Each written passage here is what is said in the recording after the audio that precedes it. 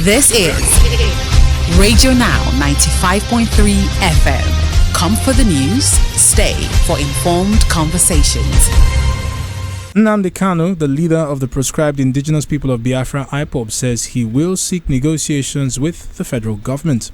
The decision to enter into negotiations with the federal government came on the heels of Justice Binta Nyako denying Mr. Kanu's application to quash the remaining 7-count charges that he is facing. Now, Mr. Kanu has been on trial and in the custody of the Department of State Security (DSS) for the last 4 years after being forcefully repatriated to Nigeria from Kenya. Joining us this morning on the conversation is lawyer and political analyst Bolanle Olugbani. Mr. Olugbani, good morning and welcome to the conversation. Good morning. What can you say to us regarding the latest out of the Nnamdi Kanu trial? His intention to seek negotiations with the federal government presents certain options. Well, I think that his current approach is born out of pragmatism. The fact that he's been in detention despite different court judgments and rulings directing that he be released.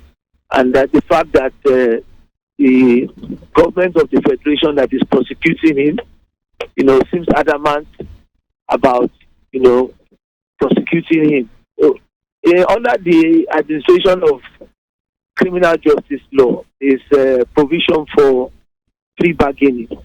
Plea bargaining is a way to admit some part of offences alleged with a view to getting a lesser sentence or even ensuring freedom for the defendant under terms and conditions.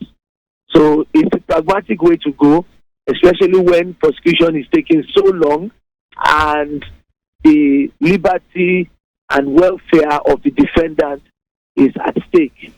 Mr. Olugbani, you say pragmatic, and I can't help but think that it's quite a dramatic turn, really. Every time we've heard negotiations regarding Mr. Kanu's case, it's usually been a plea to the federal government. And you did note earlier that this is, government is a continuum, but this is a new presidency in place, and they seem to be towing the same path as the previous administration. So I do wonder if you have thoughts on the viability of this path that they're towing. Even if it's about a lighter sentence, if he's sentenced altogether, there's still a political fallout from this. What would that look like? Well, I think that in the circumstances of the reality on ground, the tension in the southeast is a factor. The wanton brigandage and destruction of lives and property in the southeast is directly or indirectly linked to the situation in the legal terrain concerning Nnamdi Kanu. And as such, one affects the other. But it depends on the political will. Governance is a continuum, but it depends on the political will of the present administration to find a lasting solution to the Nnamdi Kanu situation.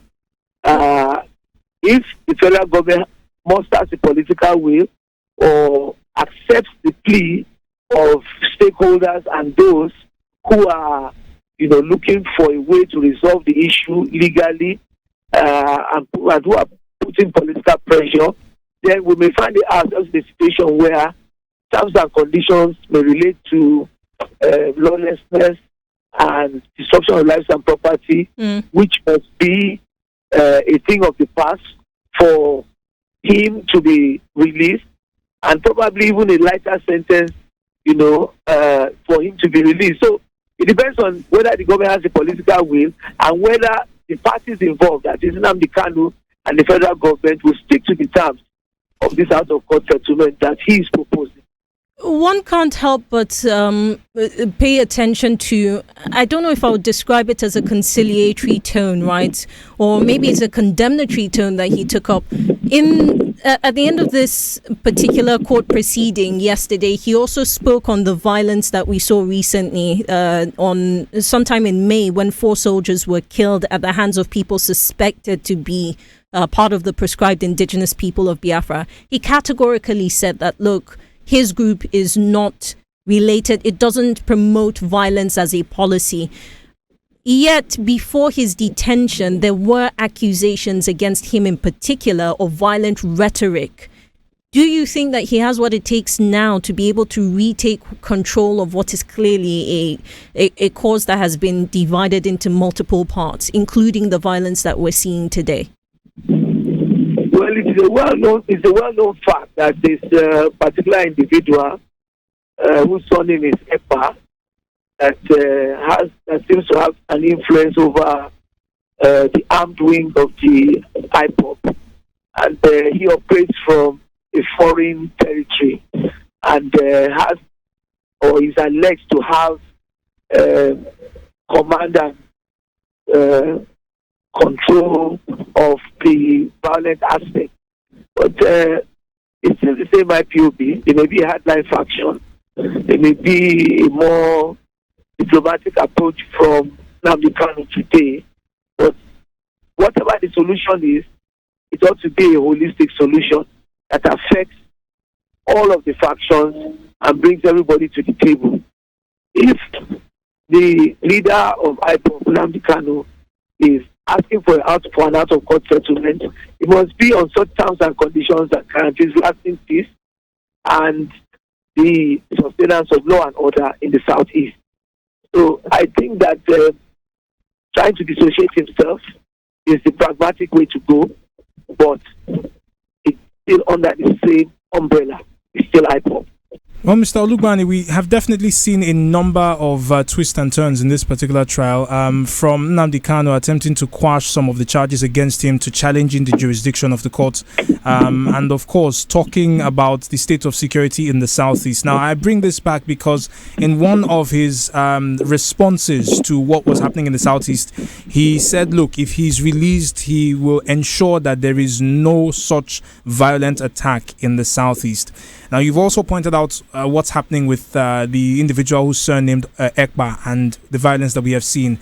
I wonder if Mr. Nnamdi Kanu does regain his freedom from the federal government, and we see violence continue in the southeast, what do you think will happen at that point? I'm not trying to speak for the federal government, but I think that the settlement that Nnamdi Kanu is proposing will also have consequences for his own individual participation in IPOB with regards to violence and his ability to bring things under control within a certain period of time to avert or to avoid further prosecution. So that it is one of the terms and conditions that I expect that the federal government will lay upon him, with regards to this attempt or proposal to settle out of court. Well, Mr. Olugbani, would like to say thank you very much for your time and your expertise on this conversation. We're speaking with Bolanle Olugbani, who is a legal practitioner and a political analyst, and we were speaking on the latest out of the Nnamdi Kanu case, where it appears Mr. Kanu will enter into negotiations with the federal government in an effort to regain his freedom. We ask that you continue to listen to your Beyond the News station, Radio Now 95.3 FM Lagos. The conversation continues in a few short moments. It'll be time for us to look in on the National Assembly as we join up with other paper to bring you this week's edition of Keeping Up with the National Assembly. This is Radio Now 95.3 FM. Come for the news, stay for informed conversations.